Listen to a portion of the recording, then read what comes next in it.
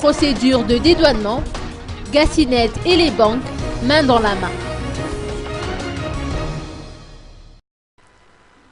Dans le cadre du développement des services de gestion des paiements dans TradeNet, Gassinet a développé, en collaboration avec l'Association professionnelle des banques, un système d'échange de données entre les systèmes informatiques des banques et le système TradeNet. La première étape de ce projet sera opérationnelle à compter du mois de mars prochain. Pascal Besançon, PDG de la société Gassinet, nous apporte des précisions sur les différentes étapes de ce projet. C'est la première étape.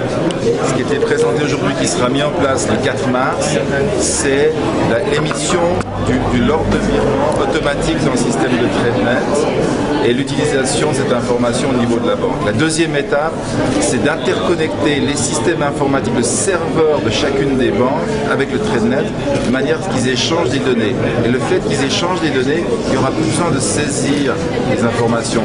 Ça sera intégré avec le virement effectif lorsque c'est enregistré dans le système informatique de la banque.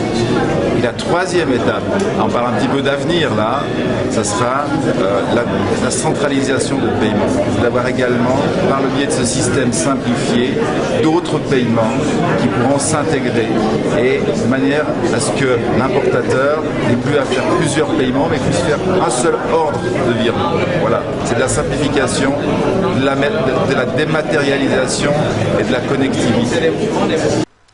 Le système TradeNet est mis en place dans un objectif de facilitation des opérations de dédouanement.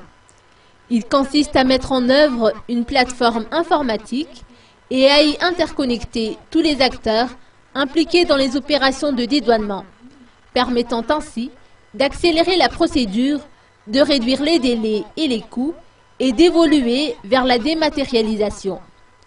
Une séance d'information s'est tenue aujourd'hui dans les locaux de la Chambre de commerce et d'industrie d'Antananarivo pour présenter le projet aux opérateurs et annoncer les séances de formation qui seront programmées à compter du 18 février prochain.